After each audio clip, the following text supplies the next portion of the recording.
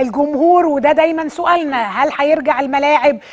الاهلي والزمالك ممكن يتعرضوا لعقوبات اذا ما رجعش الجمهور بعدد معين، هتعملوا ايه؟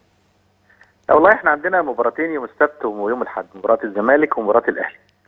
وانا من وجهه نظري الشخصيه يعني انا مش شايف ان الوقت مناسب لعوده الجماهير، وهذا ما قلته للمستشار مرتضى منصور النهارده، كان الحقيقه عندي في المكتب وقلت له هذا الكلام. لكن في النهايه في البدايه القرار عوده الجماهير قرار امني، والامن هو اللي بيبقى مسؤول عن هذا الامر، لانه هو اللي بيبقى مقدر الظروف ومقدر وعنده من المعلومات ما تجعله يعني يقبل او يرفض.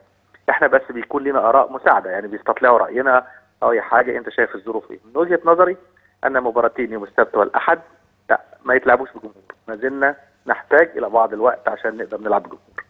عايز اقول لحضرتك احنا ما زلنا مش في الوضع الامن 100%، وما زال هناك تربص في الدوله المصريه في حاجات كتير جدا، والامن لديه من البيانات ولديه من المعلومات ما يمنع ان احنا دلوقتي ممكن نعمل مباريات بجمهور، خصوصا اذا كنا نتوقع مباريات جماهيريه كبيره يوصل فيها 20 و30 الف.